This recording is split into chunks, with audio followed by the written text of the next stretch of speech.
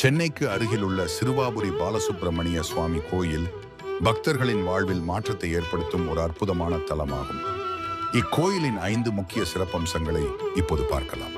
முதலாவதாக, சொந்த வீடு கட்ட வேண்டும் அல்லது வாங்க வேண்டும் என்று நீண்ட நாள் கனவு காண்பவர்கள் தொடர்ந்து 6 செவ்வாய்க்கிழமைகள் இக்கோயிலுக்கு வந்து மனதார வேண்டிக் கொண்டால் அவர்களின் கனவு விரைவில் நனவாகும் என்பது பக்தர்களின் அசைக்க முடியாத நம்பிக்கையாக உள்ளது.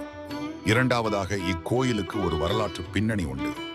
இராமாயண காலத்தில் இராமரின் மைந்தர்களான லவனும் குசனும் இராமருடன் போரிட்ட இடம் இது.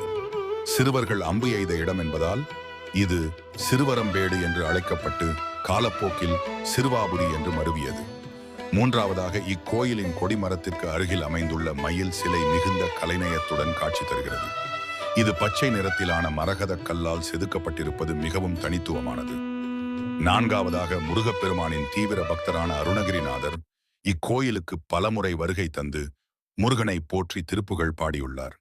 இங்குள்ள முருகனை நினைத்து வழிபடுபவர்களுக்கு மன அமைதியும் தடைகள் நீங்கும் பலனும் கிடைப்பதாக நம்பப்படுகிறது.